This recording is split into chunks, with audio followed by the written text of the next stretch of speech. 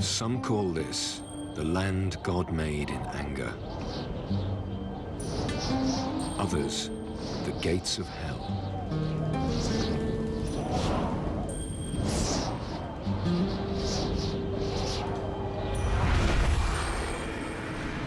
Scorching heat. Shimmering mirages. The deserts of Namibia in southwest Africa. This is a hostile place. Yet there's life here in abundance.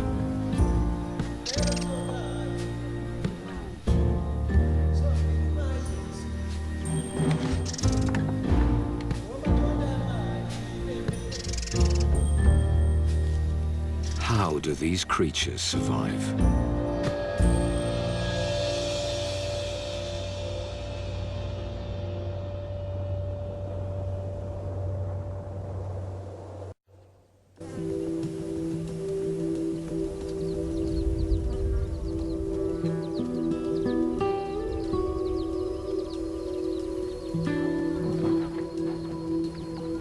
Animals this size are rare in the desert.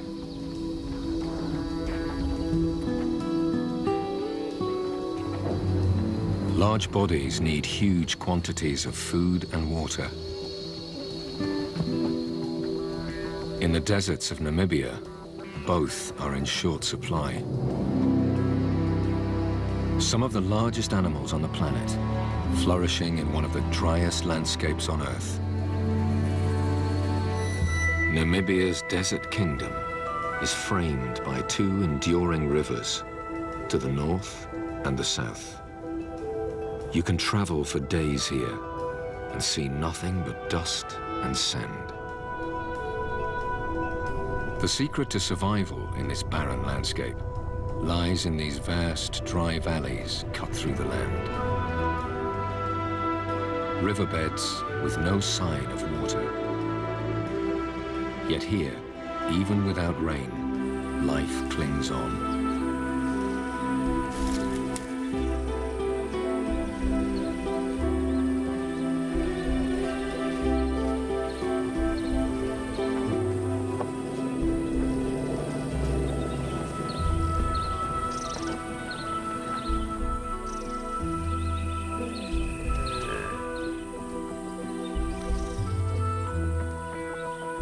These rivers of sand are the desert's beating heart.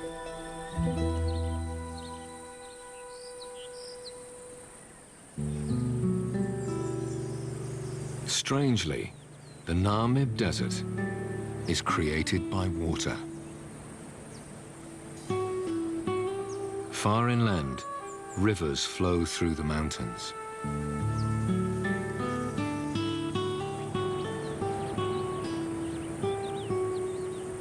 This is a land of rock and water.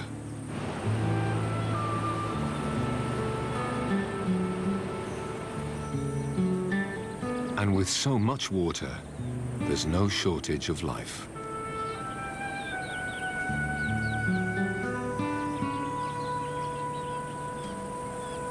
Rock hyraxes make their homes on the steep valley sides.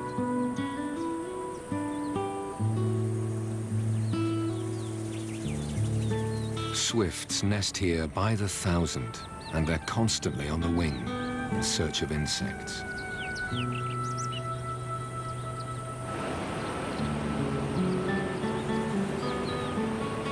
Over millions of years, water wears away the rock.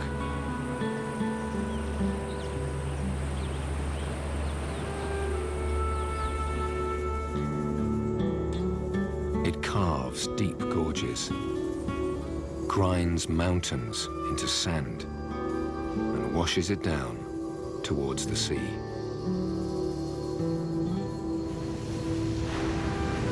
Eventually, sandy sediment flows from the river's mouth and settles on the ocean floor. Here, a new force takes hold. The powerful Benguela current sweeps the sand northwards along the coast and back in towards land. Tides and storms deposit it along the desert coast. Billions of tons of sand are dumped here, then driven inland by the relentless trade wind to create the vast, beautiful, and hostile dunes of Namibia's desert.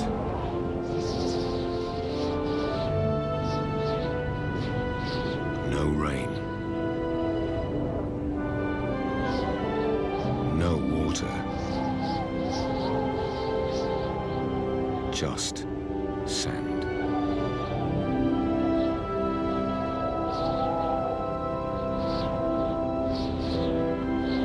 It blows across the empty plains, swirls through the dry valleys that cut through the desert.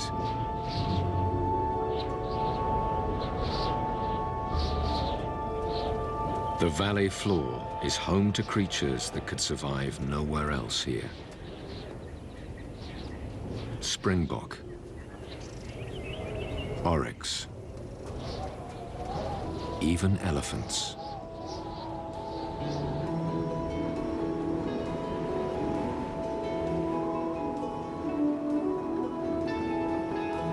The trees are a clue to these animals' survival.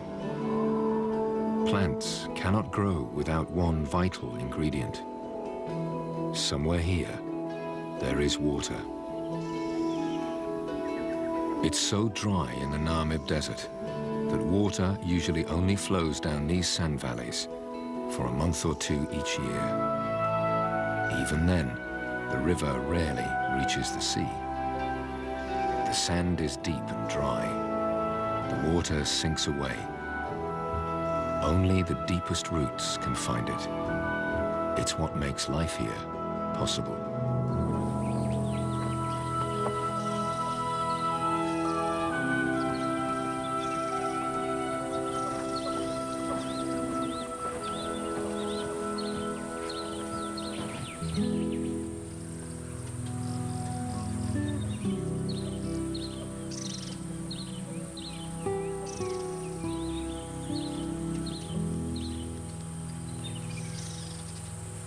Even a full-grown bull elephant struggles to reach the good stuff.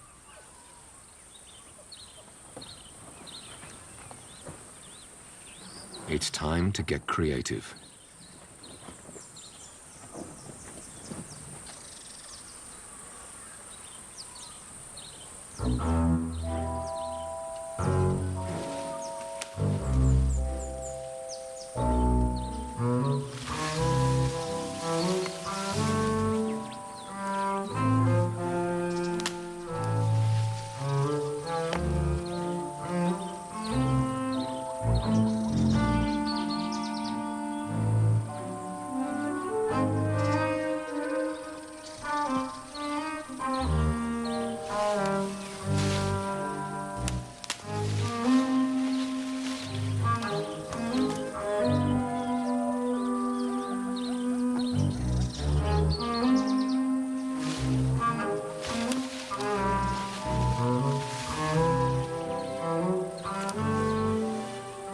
Elephants are social animals. They're not all tall enough to reach.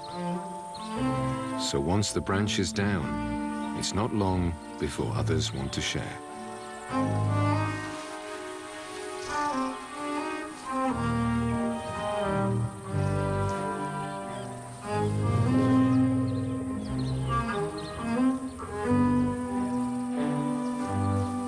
The bull's having none of it. Well, maybe he could let the youngster have just a bit.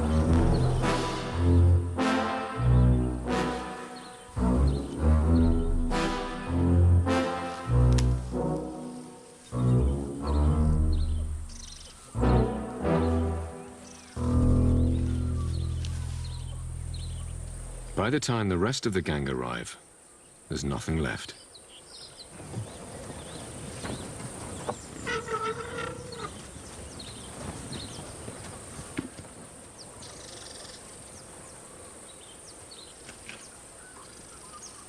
The fact that so many elephants can live here is testament to their extraordinary survival skills.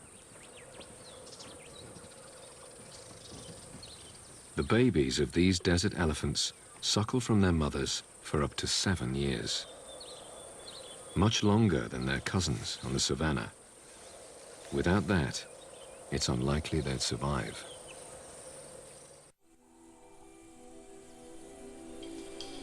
Moisture trapped beneath the sand is not the only source of water here.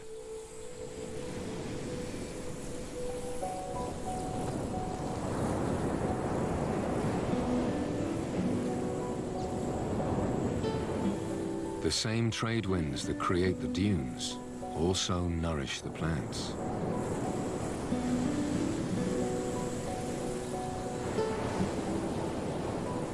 The weather along Namibia's coast is notoriously brutal. The shoreline is littered with wrecks.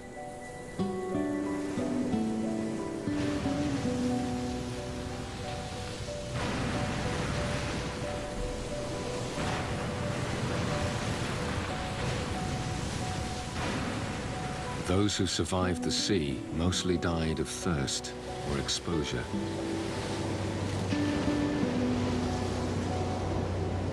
The few who lived to tell the tale gave this shore its name, the Skeleton Coast.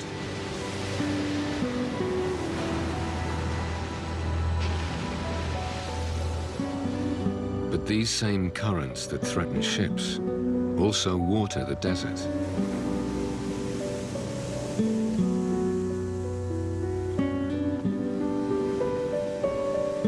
Cold seawater is heated by the warm desert shore.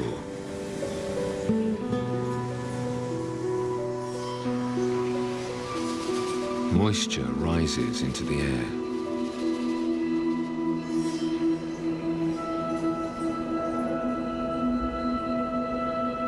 From time to time, the trade winds blow this humid air inland.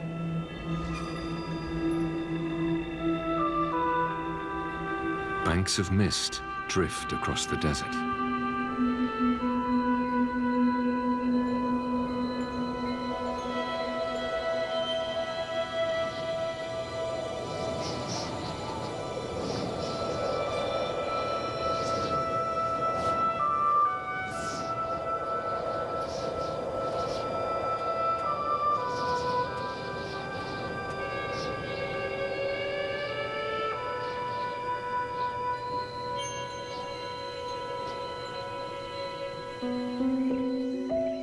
In the sand river, in the cool of the morning, water condenses on the leaves. For one ephemeral hour, it's almost as though it had rained.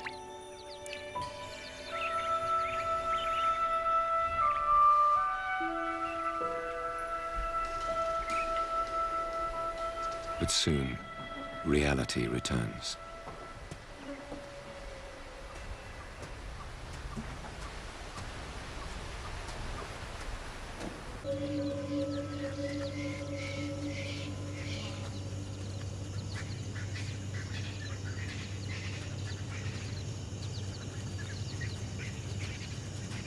A lion pride this size is extremely rare in the desert. 3 females and 5 cubs.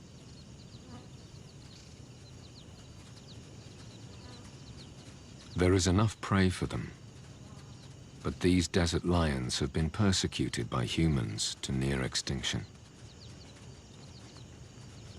Many of the animals that remain now wear radio collars.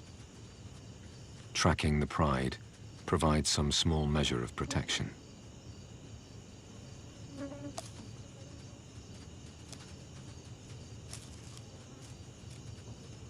Here, for now, they are comparatively safe.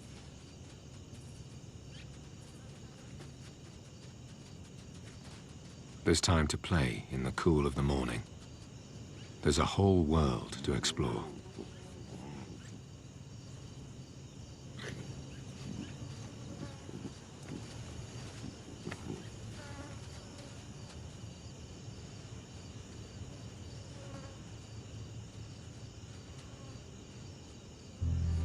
But there are hard times ahead.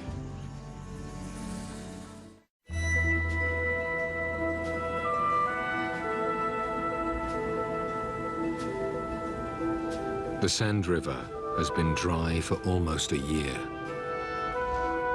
And with every passing day, the land grows drier. It could be months before water flows again.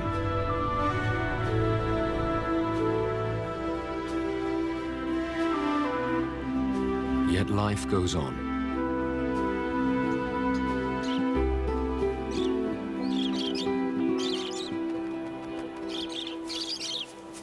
Lovebirds shelter in the shade of the rocks.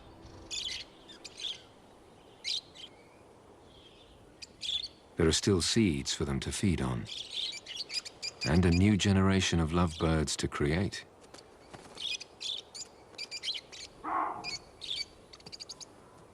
Baboons thrive here. These are true survivors. They too find shelter on the Sand River's rocky walls.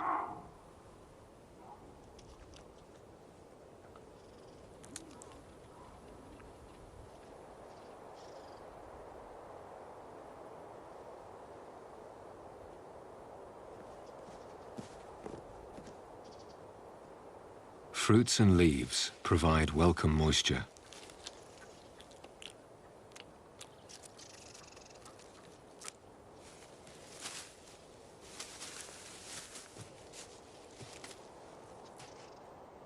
In the Sand River, food can be found if you know where to look.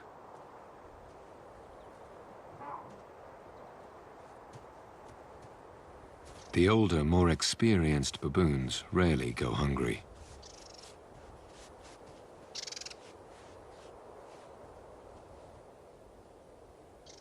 Food is not the problem. As always here, it's water.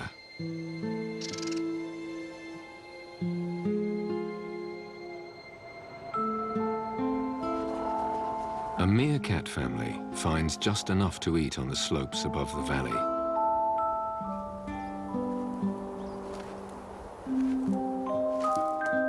They can survive here because they don't need to drink.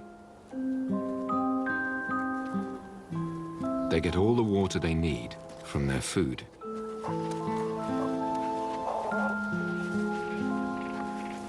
It's a small family, just 5 adults and 3 babies. It's all the land can support. Life is far from easy.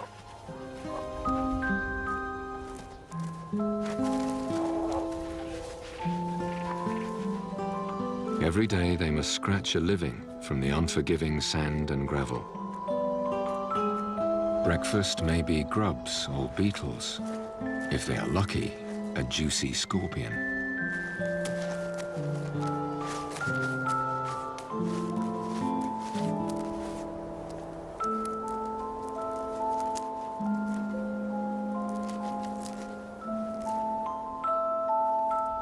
Just as the insects make it possible for meerkats to live here, so the meerkats make life possible for others. They must watch for foxes, jackals, snakes, and for danger from above. Eagles patrol these skies. This one has already made a kill. But it's not from their group. For now, the skies are safe.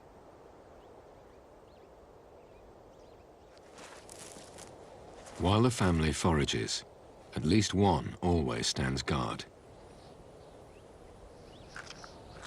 An alarm bark.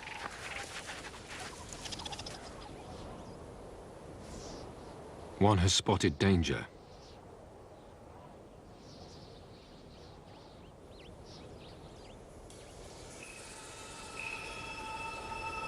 This Cape fox is uncomfortably close. He may just be resting, or he could be contemplating breakfast.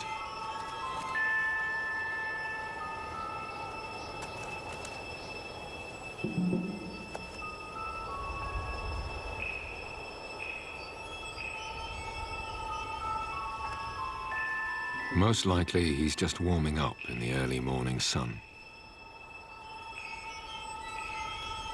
It's a calculated risk, but perhaps there is time to catch that beetle after all.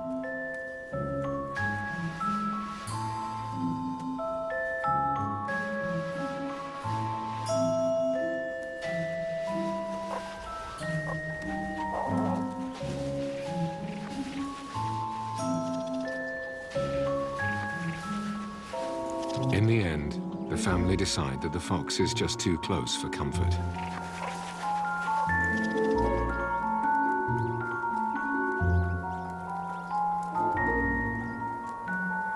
He's not going anywhere.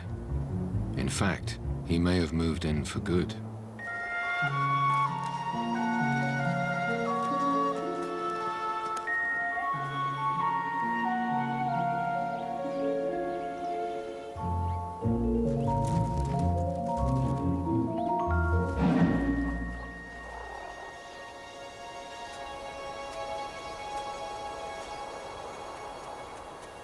This may be a safer home.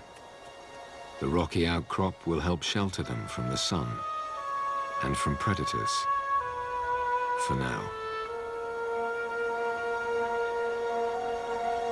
But inevitably, predators will find them again. Life in the Sand River means constantly moving on.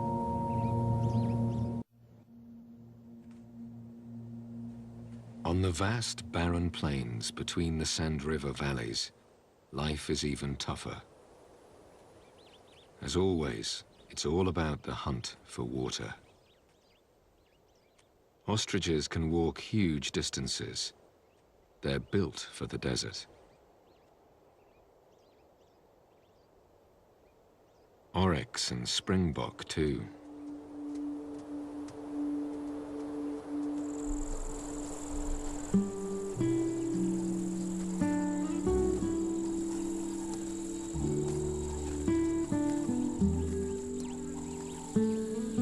They're in search of a rare desert jewel.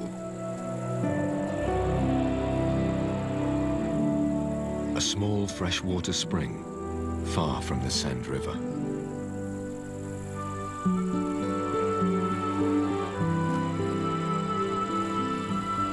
For the animals that can get here, there's a trickle of water all year round.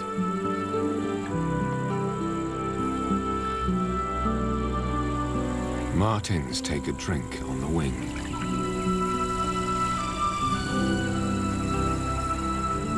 Sand grouse fly in from up to 60 kilometers away.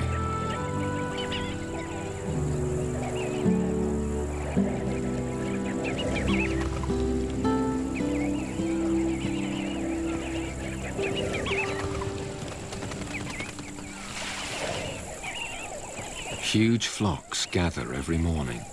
They dip their breast feathers, soaking up water to carry back for their young way off in the desert. They must remain alert. Falcons watch over the oasis. For them too, this is a place of plenty.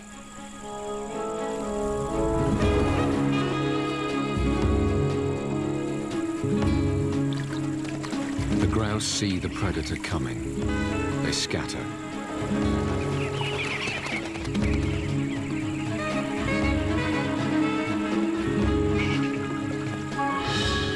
This time, the falcon misses, but soon she'll try again.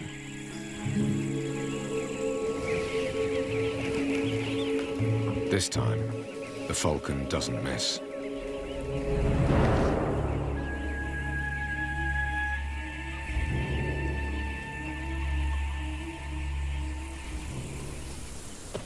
In the Sand River Valley, the elephants have developed their own unique way to get water.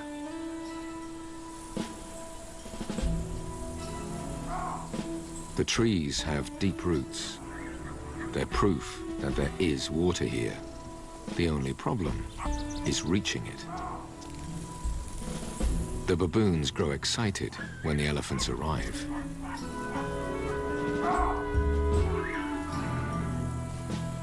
They know what's coming next.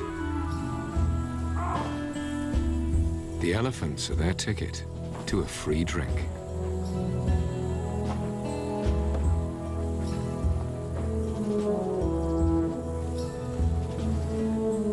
These huge bulls know the desert well, and their sense of smell is powerful enough to sniff out the smallest amount of water, even buried underground. When he's pinpointed the spot, the bull begins to dig.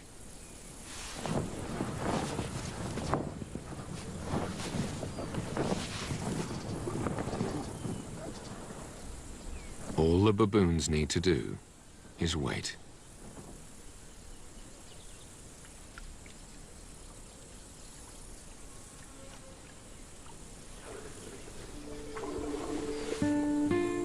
About a meter down, the elephant finds what he's looking for.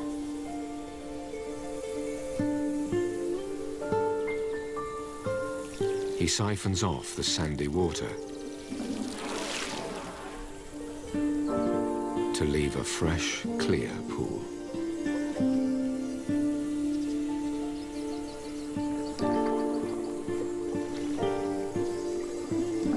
The elephants of the Sand River know all the places to dig.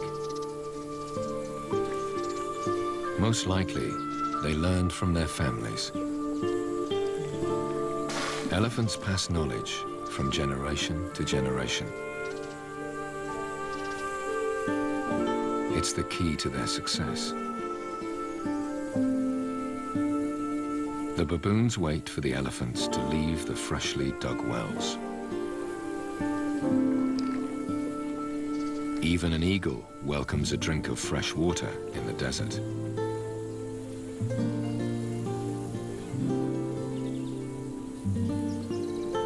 For all these animals, this is a fleeting opportunity. All too soon, these wells will run dry.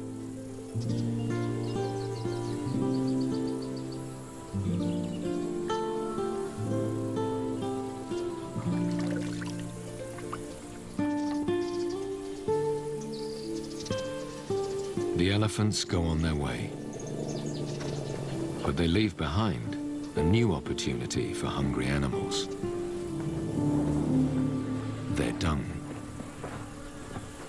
The elephant's digestive system is very inefficient. Their dung contains plenty of nutrients they couldn't digest.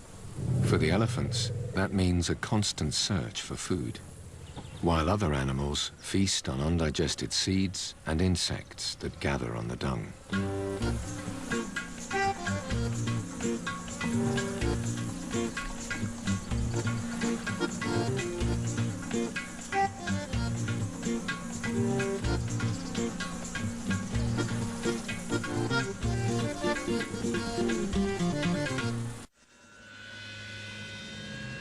Soon the last drops of water and the last scraps of dung will be gone. Searing heat scorches the desert. One day the river will flow again. But first, it must rain in mountains hundreds of kilometers to the east.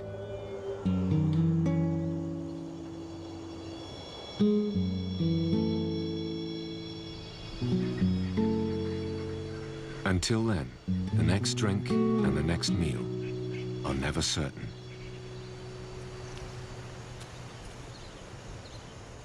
The lion cubs are about 5 months old. They need fresh meat every few days, or else they'll starve.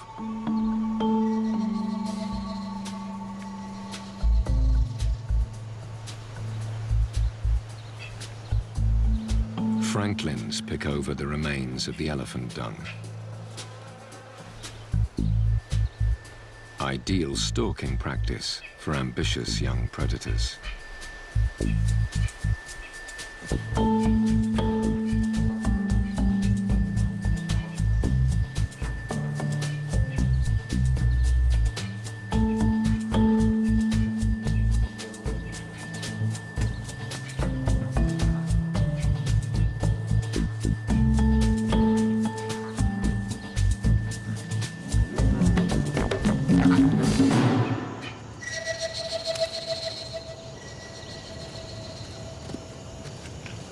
Luckily for the birds, the lion cubs are easily distracted. These youngsters still have a lot to learn before they can kill for themselves.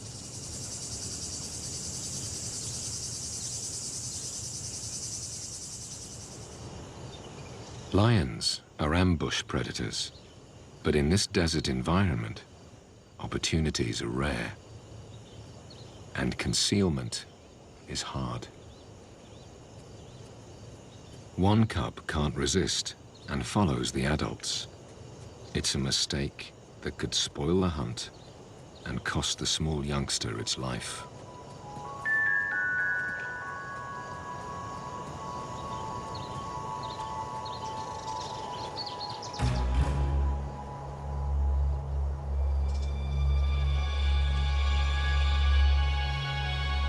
An oryx is heading towards them, an opportunity.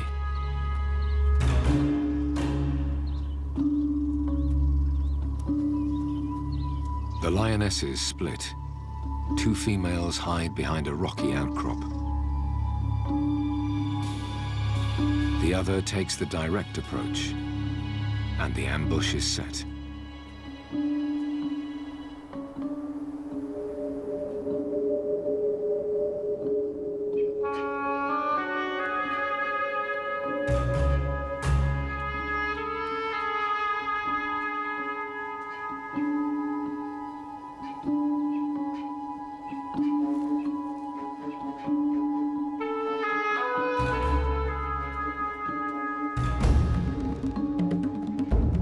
But the cub spooks a herd of springbok.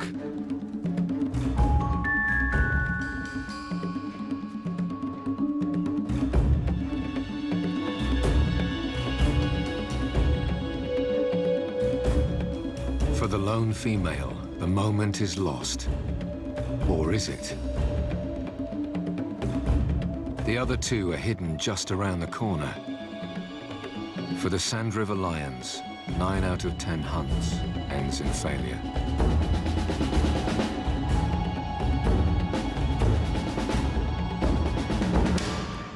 But this time, they're in luck. The females will eat their fill, then bring the cubs in to feed on what remains. But while most of the cubs wait patiently for the females to return, their sibling is lost. The lionesses return.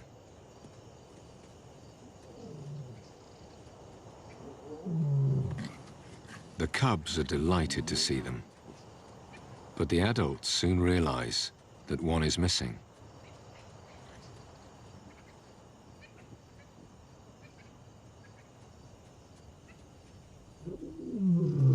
They call for the missing cub.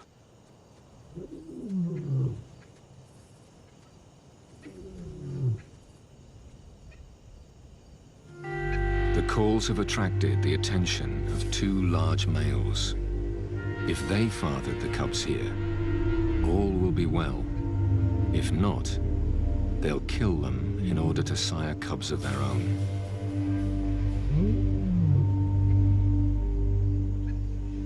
All alone in the bush, the stray cub is an easy target. Unless it finds its way back to the protection of its mother, it could easily lose its life.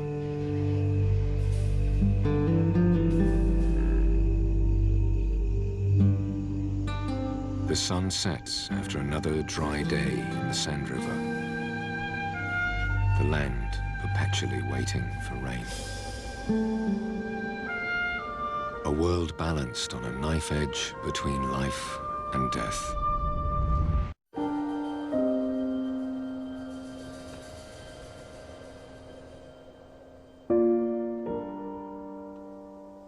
Then a new day begins, and the temperature starts to climb once more.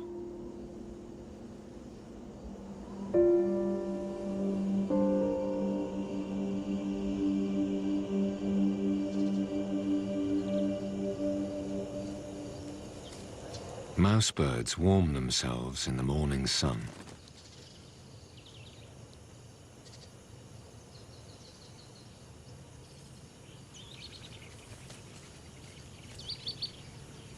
the smallest movement in the undergrowth.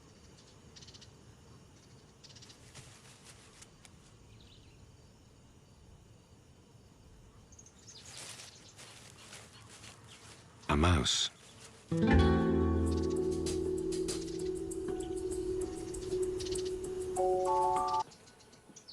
The caracal gets both food and moisture from a single meal.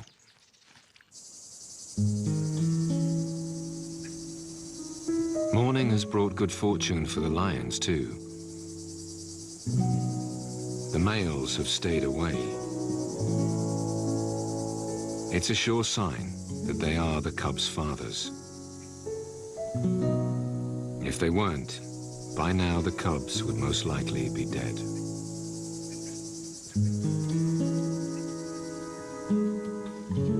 And finally, after many anxious hours, the pride's stray emerges from the dunes.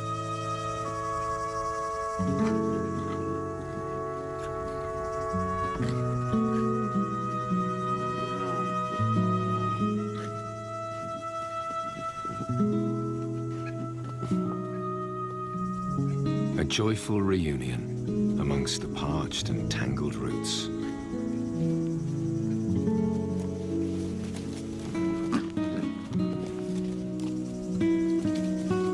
For once in this harsh land, a happy ending.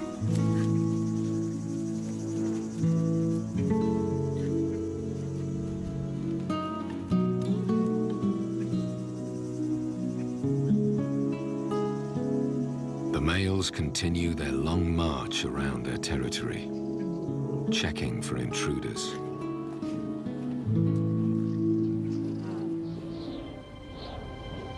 But in the mountains, far to the desert's east, there is change.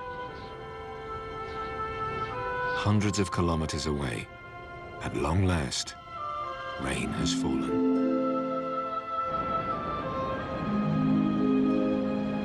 It pours through rocks and canyons and spills out onto the desert floor.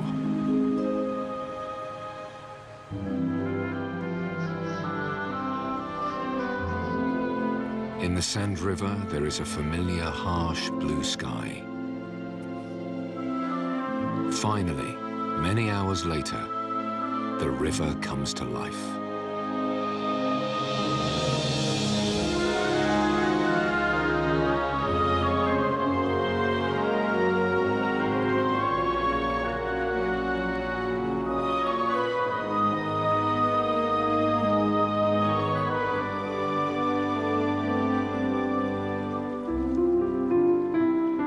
It's a meager trickle, but it's more water than this valley has seen for a year.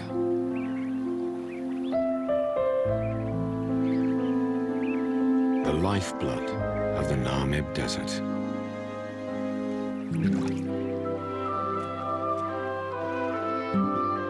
The reason why anything can live here at all.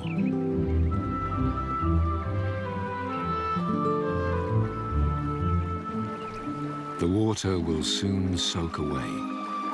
It will pool amongst the rocks below the sand.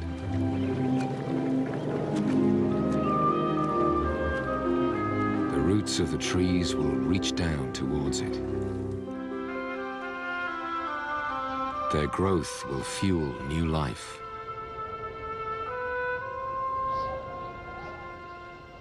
The Sand River is renewed.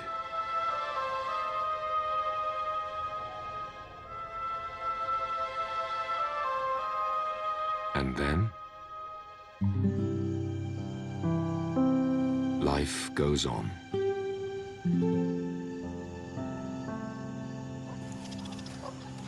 The future here is always uncertain.